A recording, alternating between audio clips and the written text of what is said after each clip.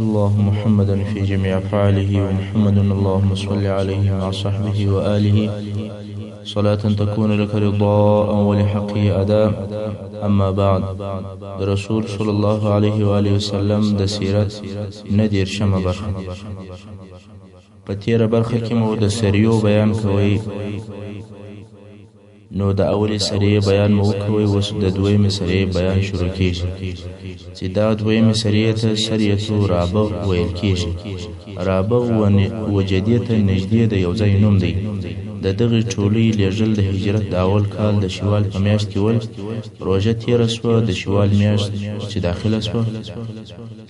رسول صلی الله علیه وسلم یو بل ټولۍ د عبیده ابن الحارث ابن عبدالمطلب په مشري باندې جوړه چې دغه عبیده د رسول صلی الله علیه وسلم د اکا زوی دی. رسول صلی الله علیه وسلم د دغه ټولۍ مسؤلیت او مشرتوب د دې لپاره د خپل اقرباو پر غاړه ور اچوي چې د رسول صلی الله علیه وسلم جنگ د قریش سره وو. نو یې غوښتل چې د مسلمانانو د ټولۍ افراد خاصتا قومندانان هم قریش وي. بل چاته دغه مشرتوب په دې سبب نه ورکوي چې خلک پوه شي چې دغه جنگونه او اختلافونه د یوې او بلې قبیلې په مابینځ کې نه دي، بلکې دواړه طرفه یوه قبیله ده، بلکې دلته د دین او د عقیدې اختلاف دی. په دینی او عقیدوي مسائلو کې دوست او قوم او قبیله اعتبار نه لري. قصه داسې وه چې رسول صلی الله علیه وسلم ته خبر رالی چې د قریشو یوه قافله ده چې د ابو سفیان په مشري باندې رارهي شوې ده او د دې قافلې سره 200 نفره ملګري دي. رسول صلی الله علیه وسلم عبیده ابن الحارث ابن عبدالمطلب امر کوي چې ټولۍ جوړه کړه. دا وار 80 نفریزه ټولۍ جوړه شوه او د ټولۍ ټول افراد د مهاجر مسلمانانو څخه ول. ټولۍ جوړه شوه او د قافلې پر طرف باندې رهي شوه. د دغه ټولۍ بیرغ سپین او د بیرغ اخیستونکی مصطح ابن اساسه ابن عبدالمطلب رضی الله عنه. څنګه چې ابو سفیان د مخله د دغسې حملې دپاره ځان آماده کړی و، نو یې وکولی سوای چې د مسلمانانو څخه قافله خلاصه کړي او هغه یې هم په دې ډول سره خلاصه کړه. ابو سفیان د قافلې د تېرېدلو د لارې په مخ کې غشي ویشتونکي کښېنولي ول او د غشو ویشتونکو تر شا د قافلې د تېرېدلو لار و. نو غشو ویشتونکو به د مسلمانانو پر ټولۍ د غشو وارونه کول او مسلمانان د غشو په سبب نه سوای ورته مخه کېدلی او هلته تر شا بیا قافله تېرېدله. په دغه طریقه سره د مشرکانو قافله د مسلمانانو د حملې څخه خلاصه شوله چې په نتیجه کې د مسلمانانو او د کفارو په منځ کې په غشو ویشتل وشول، مګر نور جنگ نسو پیښ. خو په دغه سریه کې د مکې مکرمې د کفارو د ډلې څخه 2 نفر د مسلمانانو سره ملګري شول چې د دغه 2 نفرو څخه یو مقداد ابن العمر البهراني و چې مقداد ابن الاسود هم ورته ویل کېږي، او بل یې عتبه ابن الغزوان مازني و چې دوی اصلا مسلمانان ول او د کفارو په قافله کې د دې مقصد لپاره ورسره راوتلي ول چې مسلمانانو ته ځان ورسوي او د هغو سره یو ځای شي. دریمه سریه چې سریه الخرار ورته ویل کېږي. خرار جحفې ته نږدې د یو ځای نوم دی. د هجرت په اول کال د ذوالقعدې په میاشت کې رسول صلی الله علیه وسلم یو 100 نفریزه ټولۍ جوړه کړه چې دا ټولۍ هم مهاجر ول. د ټولۍ مشر او قومندان سعد ابن ابي وقاص رضی الله عنه. د دغه ټولۍ بیرغ هم سپین او اخیستونکی مقداد ابن العمر رضی الله عنه. دا ټولۍ هم د قریشو د یو قافلې ته ولېږل شوله او ټولۍ ته وویل شول چې تر خراره پورې به ځئ او تر خرار به نه تېرېږي. دغه ټولۍ پر پښو او پیاده رهي شوه. د ورځې به پټېدل او د شپې به تګ کوئ. دغه ټولۍ د پنجشنبې په ورځ خرار ته ورسېده او هلته خبر شول چې قافله پرون لا تېره شوې ده. نو په دې وار کې هم جنگ نسو پیښ.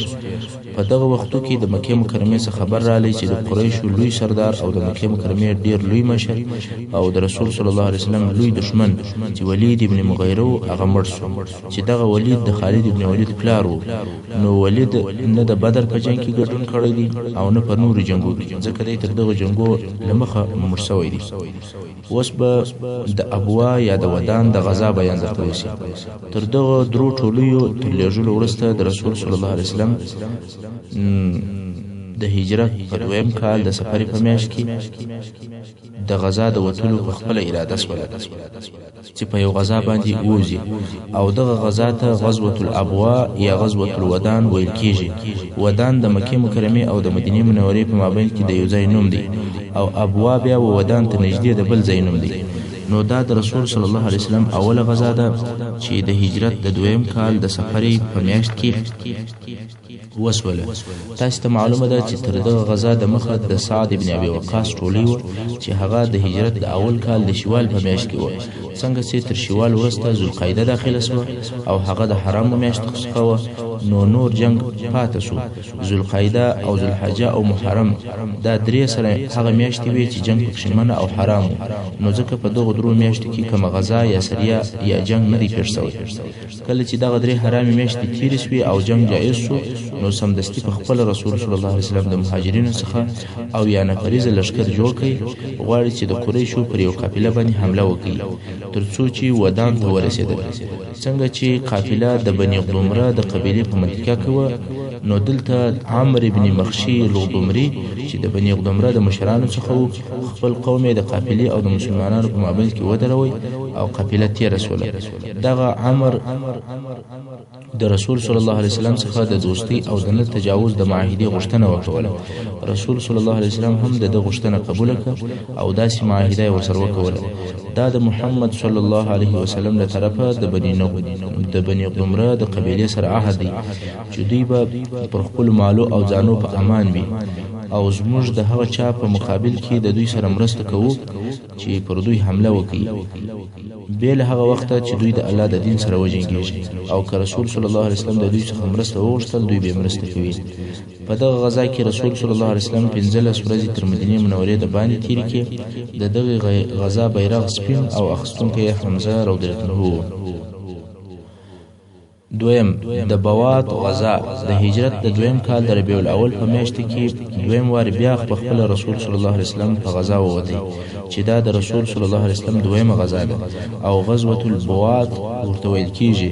بوات د جوهینه د غرو څخه د یو غر نوم دی چې د شام ولارې ته نږدې دی. دا وار د رسول صلی الله علیه وسلم سره 200 نفر سپاره ورسره و چې په دغه وخت کې د مسلمانانو هغه لوی لشکر دغه و او د دې غزا څخه بیا هم د قریشو یو قافله مقصد و چې 2500 اوښان پکښې ول او د دغه لوی قافلې سره فقط 100 نفر ساتونکي ملګري ول. د دې قافلې مشر امیه ابن خلف الجمحي و، مګر دغه قافله هم د مسلمانانو د حملې څخه خلاص شوله ځکه قافلې ته مخکې لا خبر رسېدلی و او لار یې واړول، قافله تیره شوه او جنګ نه شو پیښ. دغه اسلامي لشکر بیرغ سپین او د بیرغ اخیستونکی سعد ابن ابي وقاص رضی الله عنه. د صفوان غزا د هجرت د دویم کال د ربیع الاول په میاشت کې کرز ابن جابر فهري د مشرکانو د قواو په ملګرتیا په پټه د مدینې منورې پر اطرافو کوم چې هلته اهل مدینې باغونه ول او حیوانات یې هلته ګرځېدل، پر دې باندې حمله وکوله. د باغو څخه خورماوي یا کجوري او میوه ورسره واخستلې او ځینې حیوانات یا مواشي ورسره بوتل او د انصار څخه یو نفر چې په خپل کښت کې کار کوي هغه شهید کړي او دغه د کرز ابن جابر مشرک ډله بیرته وتښتېدله، خو هلته چیغې او نارې جوړې شوې. کله چې رسول صلی الله علیه وسلم دغه نارې واورېدې سمدستي پر خپل آس سپور شو او هغه طرف ته ورهي شو. اصحاب کرامو چې واورېدل چې رسول صلی الله علیه وسلم هغه خواته او هغه طرف ته تللی دی، نو هر یو کوشش کوي چې زر هغه طرف ته رهي شي، هر یو ځان تیاروي او رهي کېدی، نو خود پاشلی او یو پر هغه طرف ورهي و ځکه یو په واقعا خبرېږي او پسې روانېږي. په دغه حال کې د مسلمانانو او یا نفریزه لشکر جوړ شو په کرز او د هغه په قواو پسې ورووتی. کرز چې تر شا په ځان پسې نفر ولیدل، هغه خورماوي چې د ده سره ورسره وې هغه یې وغورځولې، اوس غواړي چې ځان خلاص کړي او هغه اول نفر چې په ده پسې دی او تعقیبوي هغه په خپل رسول صلی الله علیه وسلم دی، تر څو چې د بدر سره و یو شیلې ته ورسېدی چې و دغه شیلې ته صفوان ویل کیږي او ځان اخلاص کوي. نو د دغه غزا نوم هم غزوة الصفوان سو، مګر د مسلمانانو لشکر په کرز پسې نور ورسېدی او بې له جنګه بیرته راوګرځېدی. دغه غزا ته د بدر اوله غزا هم ویل کیږي. په دغه غزا کې د مسلمانانو بیرغ سپین او اخیستونکی علي ابن ابي طالب رضی الله عنه. د ذوالعشیره غزا، ذوالعشیره د ینبوع و طرف ته د یو ځای نوم دی. د هجرت د دویم کال د جمادی اول د میاشتې په اخر کې رسول صلی الله علیه وسلم د یو نیم سلو نفر مهاجرینو په ملګرتیا چې 10 اوښان د غزا دپاره ورسره ول، نو د غزا په نیت باندې ووتل. د دې غزا مقصد د قریشو یو قافله وه چې پر هغه قافله باندې دوی حمله وکړي، ځکه مسلمانانو ته خبر ورسېدلی و چې د مکې مکرمې څخه د قریشو یو لو قافله راوتلې ده چې د ټولو قریشو مالونه پکښې دي او شام ته ځي. نو مسلمانانو غوښتل چې پر دغه قافله باندې حمله وکړي. مسلمانان چې ذوالعشیره ته ورسېدل، خبر شول چې قافله څو ورځې مخکې تېره سوې ده. دا هغه قافله ده چې د شام څخه بیرته د راتګ په وخت کې مسلمانان د حملې دپاره ووتل او په نتیجه کې د بدر لویه غزا پیښه شوه. دغه د ذوالعشیره په غزا کې رسول صلی الله علیه وسلم د بني مدلج د قبیلې او د هغو د خلفاو سره د نه تجاوز یا د نه حملې کولو معاهده هم ولیکل.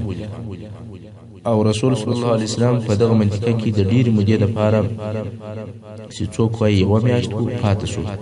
دا د دې دپاره چې د مسلمانانو قوت، قدرت او سلطه خلکو ته ورمعلوم شي، ځکه دا هغه منطقې دي چې مسلمانانو ته نږدې دي او د دغو منطقو خلک د مسلمانانو قوت او طاقت ومني، او په عین حال کې دغه منطقې د قریشو د قافلو لارې هم دي. په دغه غزا کې د مسلمانانو بیرغ سپین او اخیستونکی حمزه رضی الله عنه. تر دې ځایه پر موږ د مسلمانانو په عسکري او اطلاعاتي حرکتو په ترتیب سره بیانېدل وکول. اول د درو سریو بیان مو درته وکړي او بیا مو د رسول صلی الله علیه وسلم د 4 غزاو بیان درته وکړي چې نه په سریو کې جنگ پیښ شوی دی نه په غزاو کې. او اوس پر هغه ترتیب 4مې سریې ته راورسېدلو. 4مه سریه سریة النخله ورته ویل کېږي. نخله د طائف او د مکې مکرمې په مابینځ کې د یو ځای نوم دی. دغه سریه د بدر تر غزا د مخه وه او د بدر تر غزا پورې دا اخرنۍ ټولۍ یا سریه ده. د هجرت په دویم کال د رجب په میاشت کې رسول صلی الله علیه وسلم عبدالله ابن جحد الاسدي رضی الله عنه د 12 نفر مهاجرینو سره او په بل روایت کې د 8 نفرو سره نخله ته ولېږي. د دغې ټولې افرادو پر 2 نفرو باندې یو اوښ درلودی او په نوبت به ځانونه غوسه کول. په دغه ډله کې سعد ابن ابي وقاص رضی الله عنه هم و او رسول صلی الله علیه وسلم دغه عبدالله ابن جحش ته یو لیک هم ورکړی و او ورته ویلي ول چې دغه لیک به تر هغو نه ګوري چې د 2 ورځو مزل مو نه وي کړی.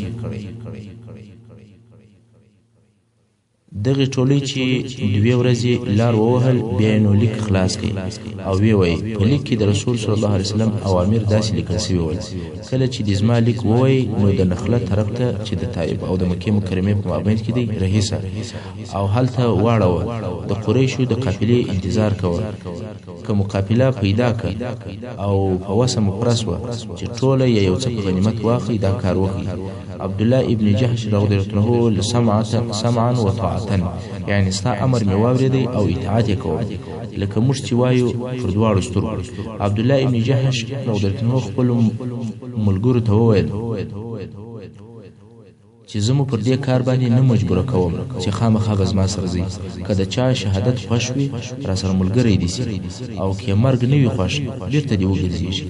زه خو پخپله دغه ځای ته تلونکی یم. تاسو ته معلومه ده چې په صحابه کرامو کې بلکې په ټولو مسلمانانو کې داسې څوک نه و چې د رسول صلی الله علیه وسلم اطاعت یې نه وکړي او شهادت یې نه وي خوښ او دغه اطاعت د دوی د کامیابۍ سبب و. نو ټوله ورسره هېڅ ول. خو په لار کې سعد ابن ابي وقاص او د عتبه ابن الغزوان هغه اوښ ورک شو چې د دوی دواړه په شریکان ول او په نوبت به یو پر سپرېدل. دغه 2 نفره د خپل اوښ په پیدا کولو پسې ولاړل. عبدالله ابن جحش جحش په نخله کې واړول. په دغه وخت کې د قریشو قافله رااله چې وڅکي او ممیز او څرمنې او نور تجارتي مالونه پکښې موجود وو او د قافلې سره ملګري خلک دغه 4 نفره ول. اول عمر ابن الحضرمي، دویم حکم ابن الکیسان، دریم عثمان او څلورم نوفل چې دغه عثمان او نوفل د عبدالله ابن مغیره زامن. مسلمانانو مشوره سره وکوله چې نن د رجب اخري ورځ ده او رجب د هغو میاشتو څخه دی چې جنگ او تجاوز پکښې حرام دی. نو که جنگ ورسره وکړو د حرامو میاشتو حرمت مو مات کړي او که نن شپه پرېږدو قافله د حرم منطقې ته داخلېږي چې هلته هم جنگ حرام دی. نو یې پر دې اتفاق شو چې جنگ به ورسره وکړو. دا یو روایت و. او په بل روایت کې وایي چې د اصحاب کرامو دا خیال و چې رجب وتلی دی او شعبان داخل شوی دی. نو خود جنگ او جدال چې و هغه جائز او روا و. په هر صورت مسلمانانو پر قافله باندې حمله وکوله. د قافلې د نفرو څخه یو نفر چې عمرو ابن الحضرمي و په غشي وویشتل سو او ووژل سو چې دغه نو اول مشرک سړی دی چې د مسلمانانو د طرفه وژل کیږي. څنګه چې د قافلې خلکو امادګي نه درلودله وارخطا سول او په تیښته یې شروع وکوله. مسلمانانو د کفارو څخه 2 نفره بندیان ونیول چې یو یې حکم ابن الکیسان او بل یې عثمان او نوفل په تیښته ځان خلاص کړي. مسلمانانو د قریشو ټوله قافله او هغه 2 نفره بندیان مدینې منورې ته راوستل. عمرو ابن الحضرمي اول مشرک دی چې د دغې ټولۍ له طرفه ووژل سو او دا اول وار دی چې بندیان نیول کیږي او دا اول غنیمت دی چې اخیستل کیږي.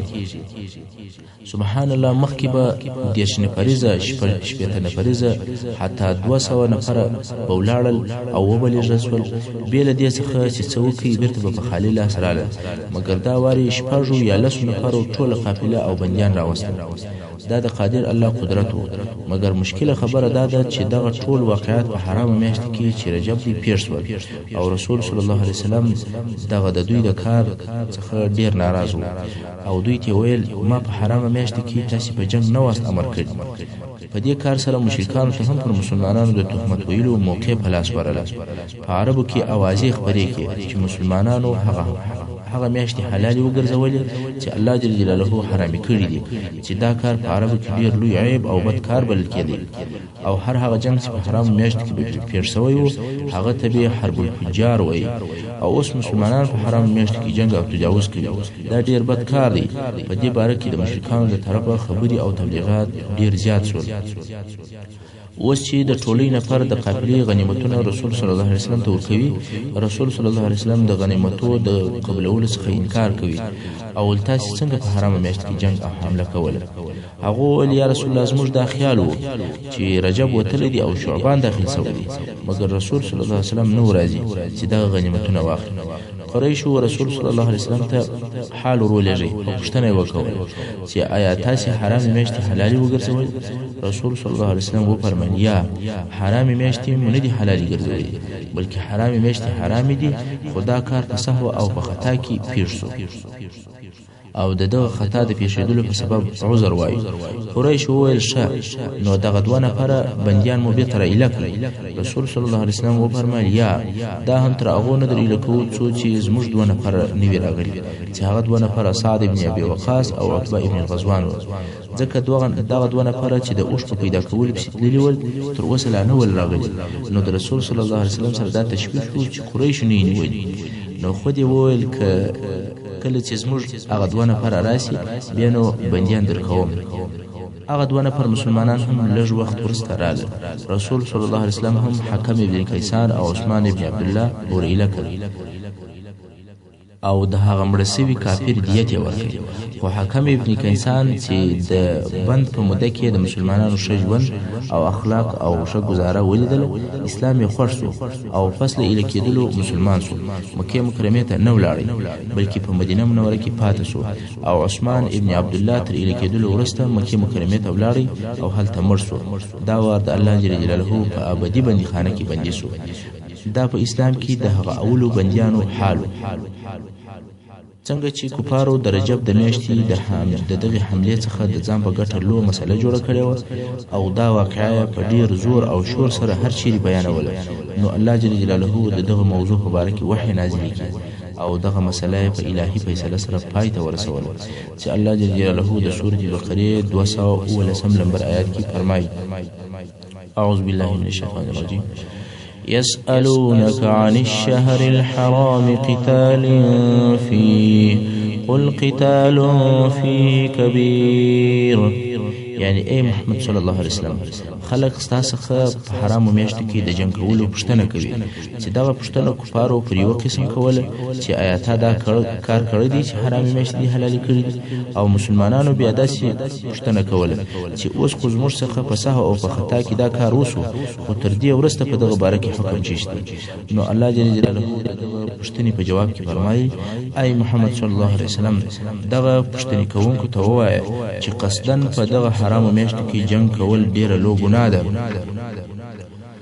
او بیا پس فرمایي وصد عن سبيل الله وكفر به والمسجد الحرام وإخراج أهله منه أكبر عند الله والفتنة أكبر من القتل یعنی هو په حرامو میاشتو کې جنگ کول لو ګناه ده مګر د الله جل جلاله د دین څخه د خلکو منع کول او پر الله باندې کافر کېدل او د مسجد حرام څخه د خلکو منع کول او د مسجد حرام خلک د هغه څخه ایستل د الله په نزد تر دغه جنگ چې په حرامو میاشتو کې کیږي ډیر لو او شدیده ګناه ده او فتنه یعنی په دین کې فتنه او فساد جوړول چې خلک د الهي دین منع کوي یا یې لدین اړوي تر دغه جنگ چې د مسلمانانو څخه په حرام میاشت کې سهوان پیر شو په څو درجه بد او شدید دی نو الهي وحی د مشرکانو دغه شور او ماشور پای ته ورسوي چې پر مسلمانانو او د هغو پر جنګالوی شک او شبهه پیدا کوله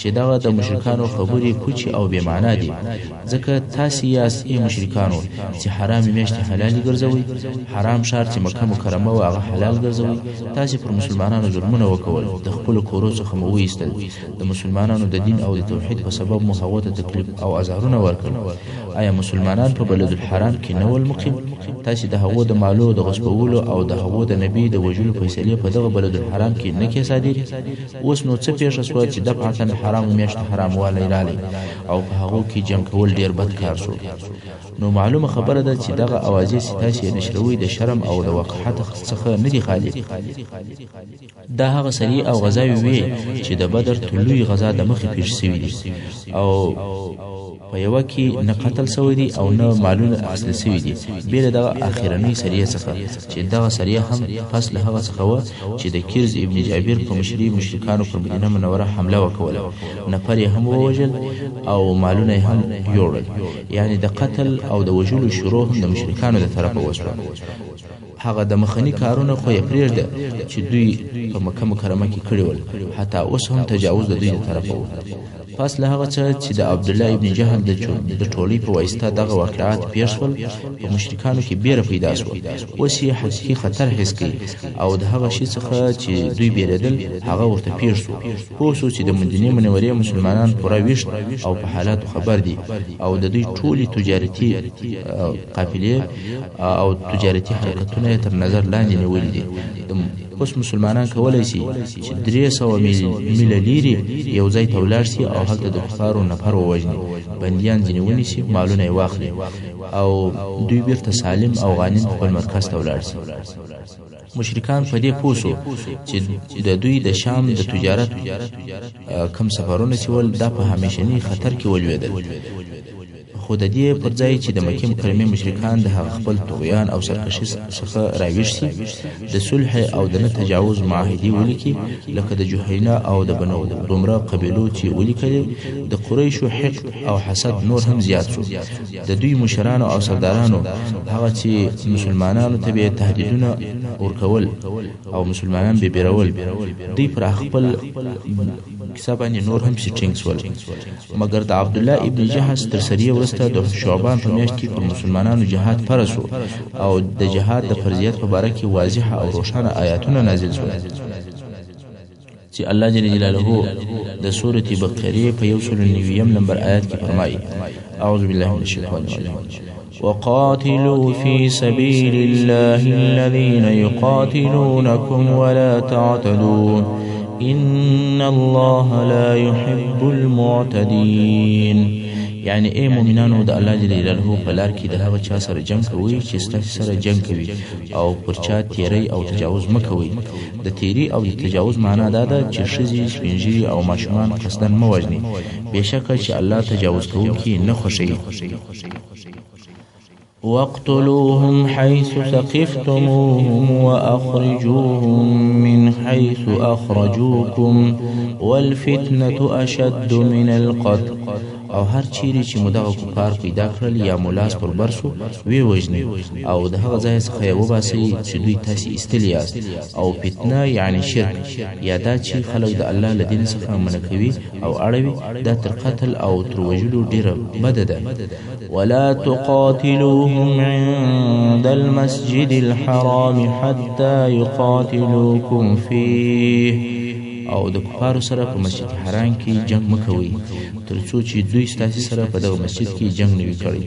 دا د مسجد حرام فضیلت دی چې په مسجد او په ټول حرم کې جنگ کول حرام دي. نو الله جل جلاله مسلمانانو ته فرمایي د کفارو سره په مسجد حرام کې جنگ مکوئ تر څو چې دوی جنگ نه وي در سره کړی. فإن قاتلوكم فاقتلوهم كذلك جزاء الكافرين. او کچیر بیا دوی ستاسې سره په دغه حرم کې جنگ کوئ نو تاسې هم جنگ ورسره وکړئ او ویې وژنئ. د کافرانو جزا همداسې وي. فإن انتهوا فإن الله غفور رحیم.